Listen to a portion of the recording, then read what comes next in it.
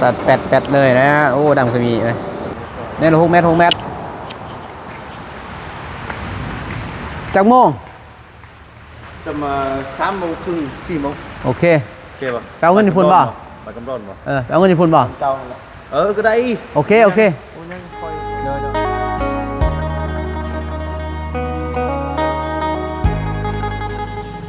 พี่น้องเลยเนาะตัดภาพมากพี่มาอยู่ที่โรงงานสังกะสีไปเนาะหรือว่าโลซิ่งสิมาสั่งให้ทางน้องพินแล้วก็น้องจันทนาเลยไปเนาะพอแจ้งข่าวดีให้น้องพินแล้วก็เลยเขามากับน้องเมฆไปเนาะกับทักทายสบายดีสวัสดีเด้อพ่อแม่พี่น้องเมื่อสู่คนกันยินดีต้อนรับเข้าสู่2 วันน้องเพเนาะสีเข้าไปหาทางเพื่อนเพราะว่าทางไอ้แดงก็นั่นเรียบร้อยเนาะไปพี่น้องเอ้ยเนาะว่าอะไรห่างๆไปพี่น้องเอ้ยสบายดีเด้อไปใส่แล้วสบายดีอ่ะสังกะสีอยู่ใส่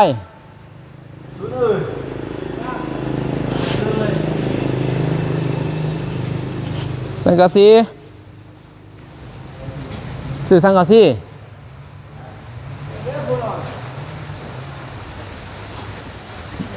โอ้ยเนาะ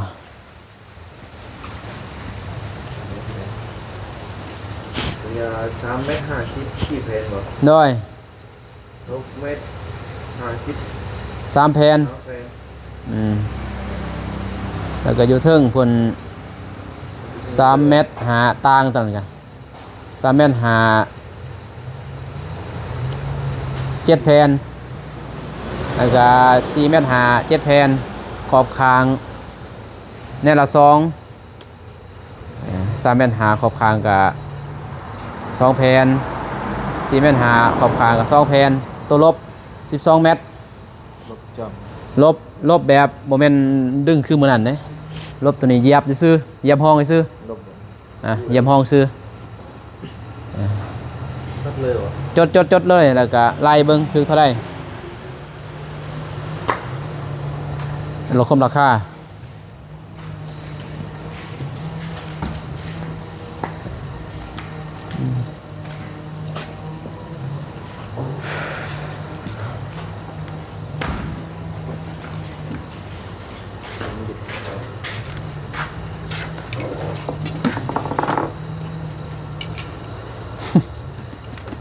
อยากนอนบนโต๊ะอยากนอนเนาะ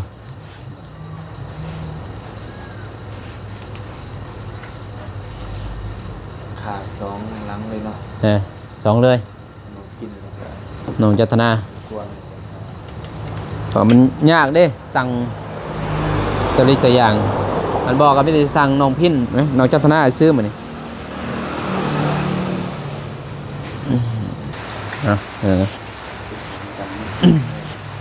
ลูกมาบอจิรุนี่เอาตัวนี้ก็ขอบคางเด้3 เมตร 2 อัน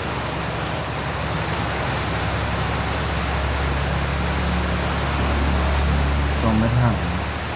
3 เมตรหา2 อัน2แล้วก็4 เมตรหา2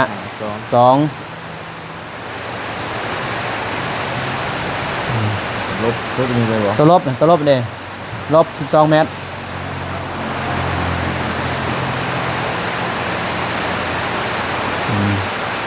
แล้วก็3 เมตรหา4 แผ่น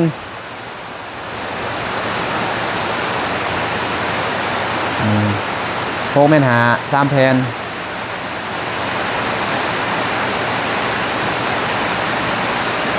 โอเคด้วย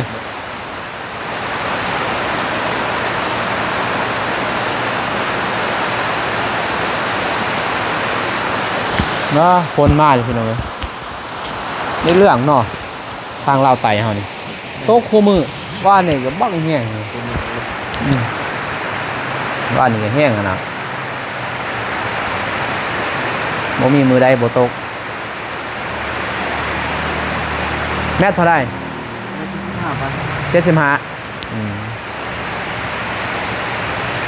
ตัวดีสุดบ่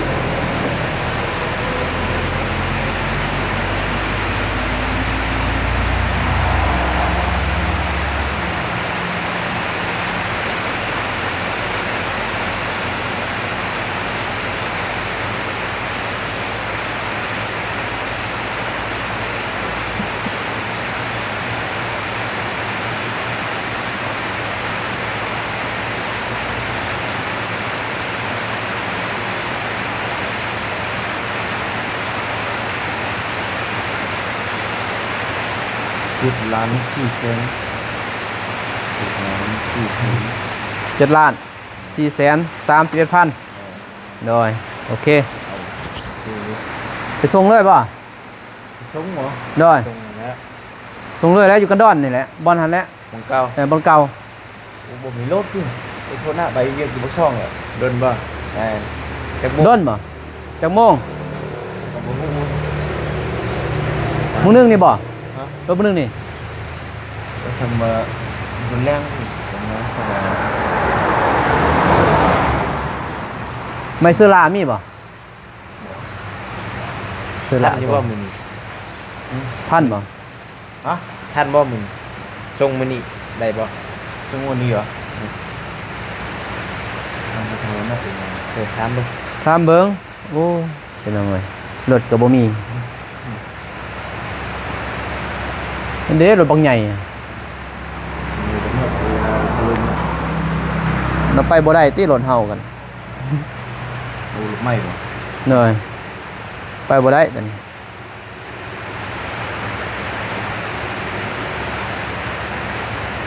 ต่อหลังคาเนาะสิได้อยู่ คือบ่เปิดเม็ดเนาะ มาใส่ อันเด้มันก็ได้อยู่รถเนาะบ่มีได้พุ่นนี่ก็รถ ฮัลโหลbắt cưng con song à đi ra tìm mấy dòng tường về đó Dạ tôi đó, dạ dạ ngủ. bạn của non Hồi con ba đó, cho con về rồi. Chín số điện thoại vô tính ra được. rồi Nhiều không?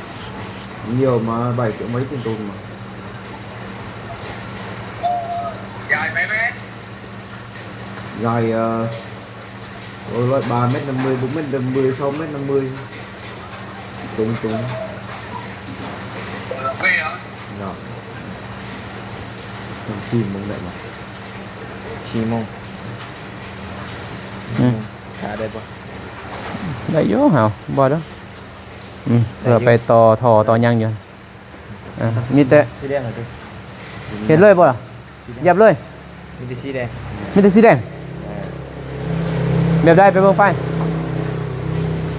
โอ้ยเนาะสีก็ได้ในเรื่อง สีแดง เอามาหลาย ไปเบิ่งก็ได้เป็นยังไงสั่งสีสีนี่แล้วเนาะน้องจันทนาเนาะฮะ ๆกินเฟ่ นี่เห็นบ่ แต่ว่ากินน้ำจิ้มอย่างเงี้ย ค คล้ายๆกันแต่ว่าเทียบตัวนึง มอนี่แจมกวน ขายเทียบหนองนู้น น้องนูเนาะ เป็นงานที่ มันเป็นสีเหลืองสับมันมาเติมขันมาแดง หมูแดงปานใดมันเนาะ แดงสับ เท่อยู่หรอก โอเคให้ขอบแคบยังเด้โอ้เนาะหาดก็ใหญ่อยู่เพียงเนาะแต่ว่า เกียงร้าย นี่เด้นี่ก็สี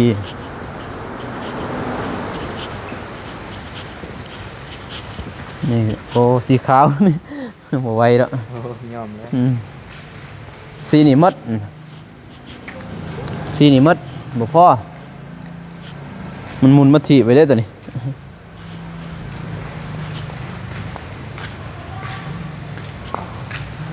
เอาเลย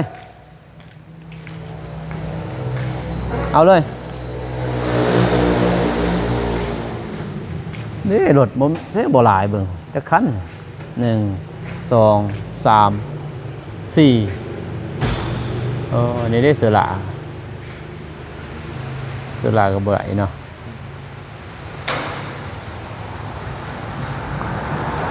ลงผู้สาวเลย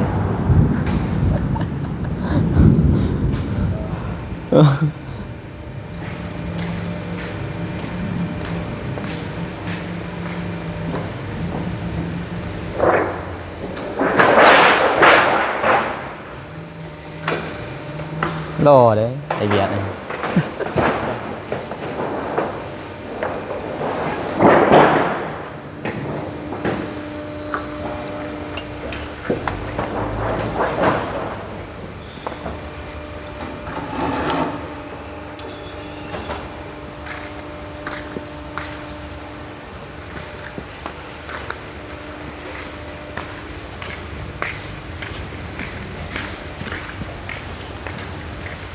นตกพี่น้องมืดครึ้ม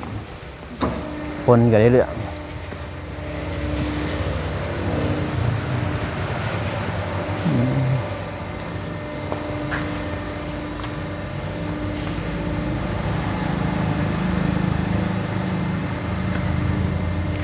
ไม่สลายตีสิได้มาใช้บ้านนี่เสร็จปัดลมเนาะ ต้องเอาไม้เชือกก่อนเลย ฮะ ไปทับเลย เขาบ่ไปส่งมาตี ทรงก็ตัด หาตับพ่อนำแม่นบ่เขาไปลองไปตามเนาะอยู่ไสนี่ไส นี่นะ เออ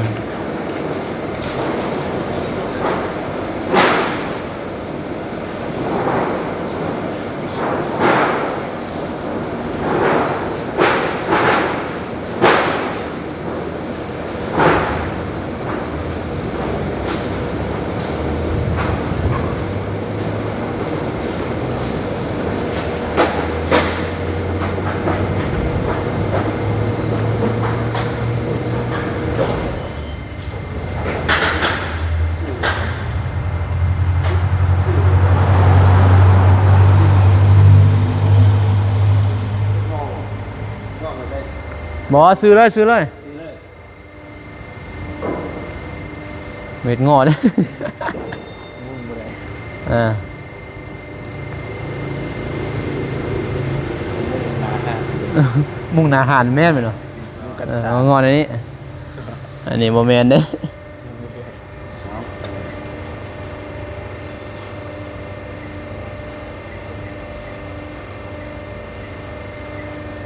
ต้องเขียนเอาอย่างนี้เนาะอืมแบบเดียวคลายเหล็กไหมอืม สปีดเฟนแมนบ่7 แผ่น7 เจ็ดแผ่น อยู่7 แผ่นกับอยู่ใน4 แผ่นนี่ อืม สำคัญบ่ สำคัญ 3 เมตร 50นี่3 เอ เมต อ ร 50 แมนโอเค แม่น เดี๋ยว บ่เป็น41 อืม 7 แผ่น เดี๋ยวเป็นเบรกตัดเป็นตอนเด้โอเค 6 เมตร50 3 แผ่นนี่4 เมตร 50 6 แผ่น3 เล เม ย ตร 50 8 แผ่น โอเค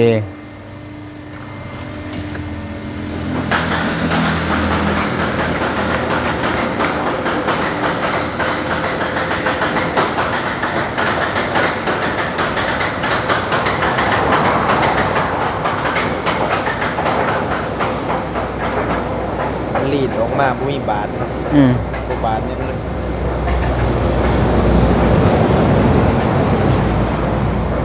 ขากเนาะพอซื้อแล้วฮะเนาะธุรกิจใหม่ งานสักซี ของงานสังกะสีซื้อตอนนั้นนี้นะ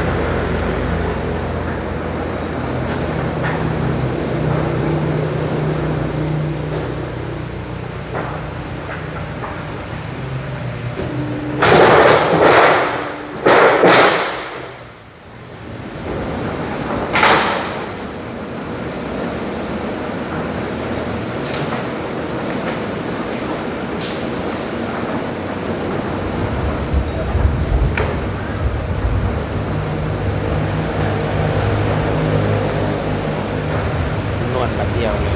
ตัดจบเลย คักเนาะ ใช้รายละเอียดได้เลยกดแบบเดียว เพราะว่าได้เรื่องอยู่ของ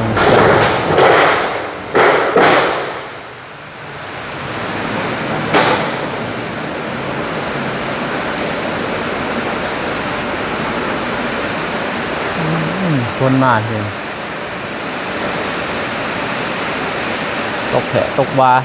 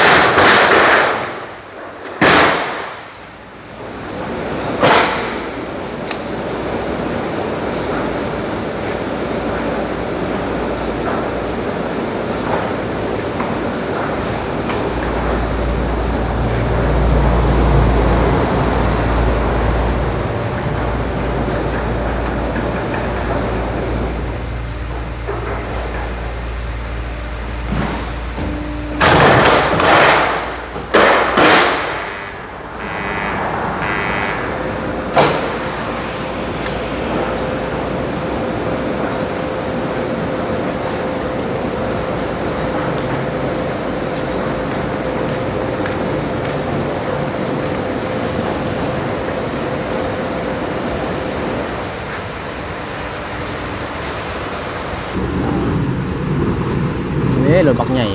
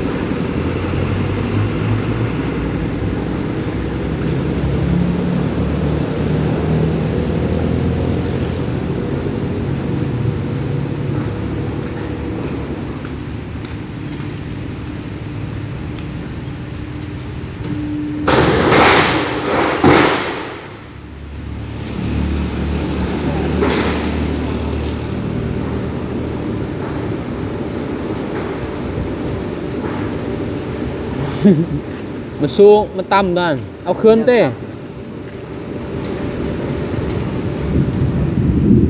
จะบ่เอาคืนตอนนั้น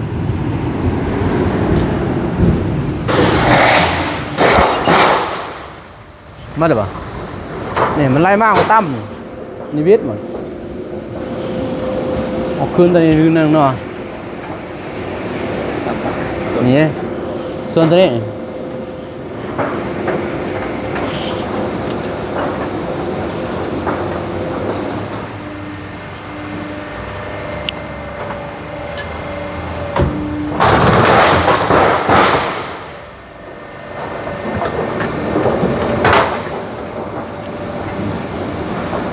ตามนี้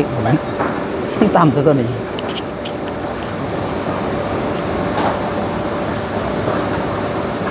แปดเลยนะโอ้ดำก็มีเลยแม่ละ6 เมตร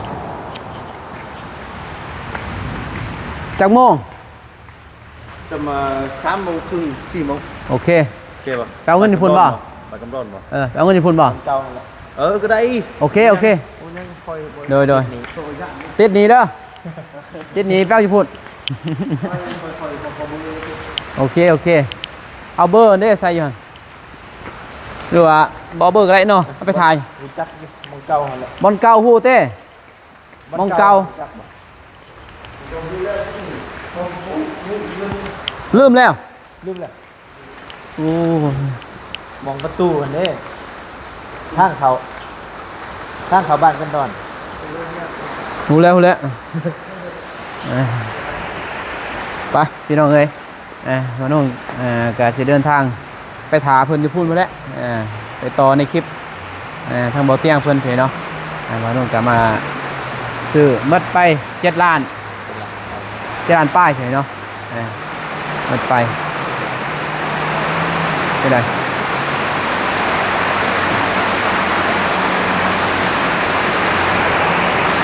เอาเบอร์จับได้มันติดต่อยังไง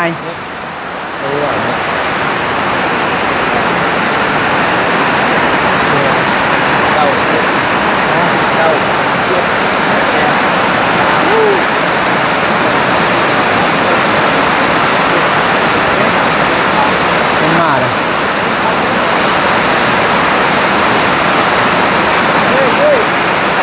โอเค